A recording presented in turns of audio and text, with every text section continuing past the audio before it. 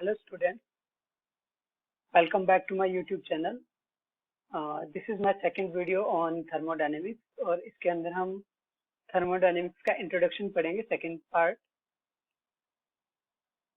In the last video we have discussed several terms used in thermodynamics और इस video के अंदर हम देखेंगे कि जो state of system वो है क्या है और mode of energy changes क्या होते हैं thermodynamics के अंदर and what are reversible process, irreversible process, ये सब चीजें हम इसके अंदर डिस्कस करेंगे. कौन कौन से थर्मोडायनेमिक प्रोसेसेस होते हैं वो भी हम इसके अंदर डिस्कस करेंगे.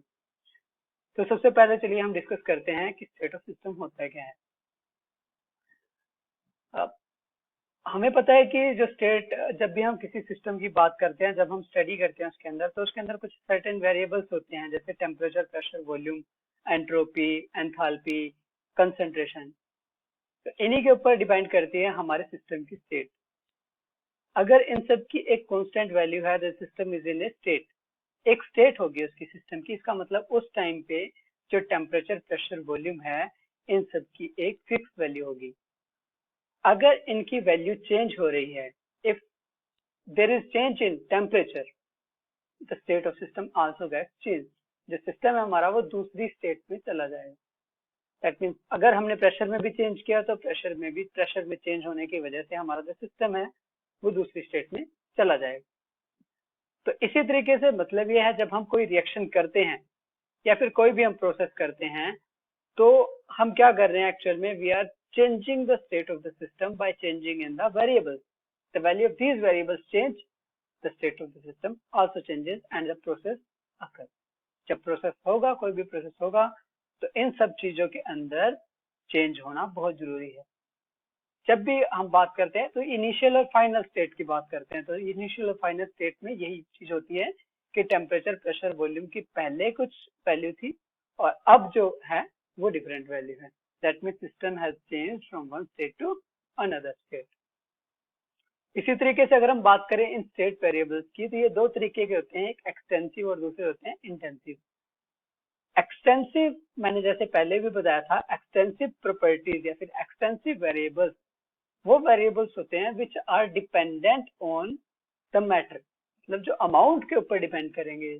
जैसे कि हम वॉल्यूम की बात करते हैं, if we have 1 litre of glass और हम उसको आधे को दूसरे ग्लास में ट्रांसफर कर देते हैं, तो आप देखोगे जो वॉल्यूम है वो हाफ हाफ हो गया है दोनों के अंदर. ये एक एग्जांपल है इसका, जैसे हम एग्जांपल नॉर्मली हम इसका ले सकते हैं. इसी तरीके से अगर हम इंट्रिंसिक वेरिएबल्स की बात करें, इंट्रिंसिक वेरिएबल्स की अगर हम बात करें तो इंट्रिंसिक वेरिएबल्स अमाउंट के ऊपर डिपेंड नहीं करते. These are independent of the amount. These are not dependent on amount. ये अमाउंट के ऊपर डिपेंड नहीं करेंगे. These are the nature of the system. जो भी हम उसके अंदर हम स्टडी कर रहे हैं, जैसे हमने suppose we have taken water, तो वाटर की जो डेंसिटी है it will remain same unless until we change the temperature. Temperature में अगर हम चेंज करेंगे तो थोड़ा बहुत उसके अंदर चेंज हो सकता है. Otherwise density at constant temperature will remain same. वैसे अगर हम बात करें टेम्परेचर की, आपने जैसे पिछले हमने एग्जांपल लिया था अभी कि we have 1 litre glass and we have transferred half of its volume to the another. तो जब आप टेम्परेचर मेजर करोगे दोनों को, तो temperature will be same. That means it is not changing with the amount. इसी तरीके से हम बात करते हैं आगे थर्मोडायनेमिक इक्विलिब्रियम की.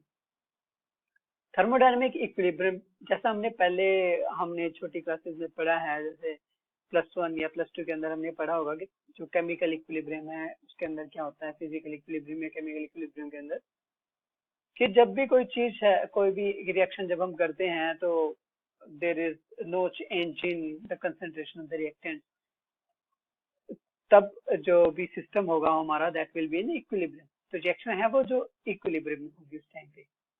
इसी तरीके से अगर हम थर्मोडायनेमिक इक्विलिब्रियम की बात करते हैं तो इसके अंदर हमें pressure, volume and temperature, composition, इन सब की बात करनी है. जो वेरिएबल्स अभी हम पढ़ के हैं, स्टेट वेरिएबल, स्टेट वेरिएबल्स की वैल्यू चेंज नहीं होगी और जो प्रोसेस है वो अगर चल रहा है, if there is no change in these variables, the process is said to be in equilibrium. The process is said to be in equilibrium. तो थर्मोडायनेमिक इक्विलिब्रियम के अंदर हमने देखना है pressure, volume, temperature, composition, state variables को हमने देखना है. अगर उनकी वैल्यू फिक्स है तो हमारा जो प्रोसेस है that will be in thermodynamic equilibrium. जो थर्मोडायनेमिक इक्विलिब्रियम है वो दो तरीके के होते हैं, stable and metastable. Stable equilibrium का मतलब होता है कि जिसके अंदर बहुत ही कम एनर्जी होती है. स्टेबल आप सब जानते हैं कि स्टेबिलिटी कब आती है, जब हम एनर्जी को लूज करते हैं. जब एनर्जी कोई भी सिस्टम लूज करेगा it comes in stable state. तो इसी तरीके से जब हम स्टेबल इक्विलिब्रियम की बात करेंगे तो इसकी लोएस्ट एनर्जी होगी, the system will be in its lowest possible energy level.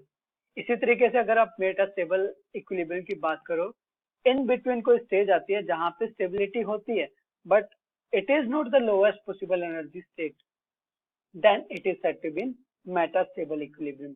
और इन बिटवीन जितनी भी स्टेट्स आती हैं मेटास्टेबल और स्टेबल इक्विलिब्रियम के बीच में, these all are unstable states. These all are unstable states. इसी तरीके से हम बात करते हैं थर्मोडायनेमिक प्रोसेसेस की, जिसके अंदर सिस्टम के अंदर जो सिस्टम है इट चेंजेस इट्स स्टेट. जो सिस्टम अपनी स्टेट को चेंज कर रहा है वो दो प्रोसेसेस के कारण होता है, एडियाबैटिक प्रोसेस और दूसरा क्या है, आइसोबैरिक प्रोसेस. इसी तरीके से हमारे पास क्या है, आइसोकोरिक प्रोसेसेस होते हैं, आइसोथर्मल प्रोसेसेस होते हैं. आइसोथर्मल के अंदर क्या होगा कि हम टेम्परेचर कांस्टेंट रखेंगे और जो बाकी सारे जो वेरिएबल्स हैं वो चेंज होंगे. इसी तरीके से आइसोबैरिक हमारे पास है, आइसोबैरिक के अंदर हम प्रेशर को कांस्टेंट रखेंगे and the other variables will change. Isochoric के अंदर हम वॉल्यूम को कांस्टेंट रखते हैं and the other variables goes on changing. Adiabatic process के अंदर जो अमाउंट ऑफ हीट है that is not transferred from system to the surrounding or system does not give heat to the surrounding, and the heat is not also absorbed by the system from the surrounding. That means the boundary है it is adiabatic. Adiabatic boundary means there is no heat exchange. Delta Q will be equal to 0. और ऐसा isobaric के अंदर क्या होगा, delta P is equal to 0 होगा. Isochoric के अंदर delta V is equal to 0 होगा. इसी तरीके से हम बात करते हैं आइसोथर्मल प्रोसेस की, तो आइसोथर्मल प्रोसेस के अंदर डेल्टा T की वैल्यू क्या होगी, 0 होगी. थर्मोडायनेमिक प्रोसेसेस दो टाइप के होते हैं, एक होता है रिवर्सिबल प्रोसेस और दूसरा होता है इरिवर्सिबल प्रोसेस. जब हम रिवर्सिबल प्रोसेस की बात करते हैं थर्मोडायनेमिक्स के अकॉर्डिंग, थर्मोडायनेमिक्स क्या कहती है कि जो रिवर्सिबल प्रोसेस है it occurs at very slow rate. वो बहुत ही धीरे धीरे होगा, बहुत स्लोली होगा और किसी भी स्टेज पे आप वापस जा सकते हो. If you can reverse the direction of the process at any stage, किसी भी स्टेज पे अगर आपने कुछ भी डिस्टर्बेंस उसके अंदर किया है, आपने कुछ ऐड किया है, आपने कुछ रिमूव किया है, the process the system will not stay in equilibrium. It can go back or it can go in either direction. We can say it can go forward or in the backward direction. किसी भी direction में वो जा सकता है. मैंने आपको बताया इनफाइनाइटली स्लोली होता है, तो इसलिए ये जो प्रोसेस है बहुत ही ज्यादा टाइम लगाता है. It takes very long time to complete. इसलिए हम क्या बोल देते हैं, it takes infinite time to complete. और बट अगर ये प्रोसेस कंप्लीशन पे जाता है तो इसके अंदर जो वर्क डन होगा that will B maximum work done. It will have a maximum work done. Reversible process gives maximum work done. अगर हम बात करें यहीं पे इरिवर्सिबल प्रोसेस की, जो इरिवर्सिबल प्रोसेस होता है ये बहुत ही फास्ट होता है. फास्ट होने के कारण क्या है, हम इसको किसी एक स्टेज पे वापस रिवर्स नहीं कर सकते. It is not in equilibrium. Means जैसे हम रिएक्शन को स्टार्ट करेंगे कुछ देर बाद वो कंप्लीशन की तरफ चली जाएगी. इसका मतलब क्या है, it is not in, it occurs very fast, it occurs very rapidly. Equilibrium में exist only after the completion of the process. जब प्रोसेस हमारा कंप्लीशन हो जाएगा, मीन्स जैसे रिएक्टेंट जो हमारे बचे हैं वो अराउंड 1% बचे हैं और 99% हमारा प्रोडक्ट बन चुका है, उस स्टेज पे आप रिवर्स डायरेक्शन में नहीं जा सकते. it takes very small time or it seconds or it we can say it takes infinite time. मतलब इसका measurable time होता है जिसको हम आराम से measure कर सकते हैं. It can take 1 day also but that will be measurable 24 hours. Work obtained in this process is not maximum, इसके अंदर हमारा जो वर्क डन जो आता है that will never be maximum, वो मैक्सिमम नहीं होता है।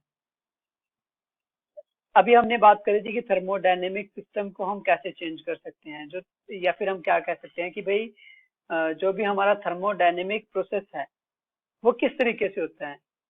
जब हम बात करते हैं थर्मोडायनेमिक प्रोसेस की तो हमें क्या करना पड़ता है, इंटरनल एनर्जी में चेंज करना पड़ता है।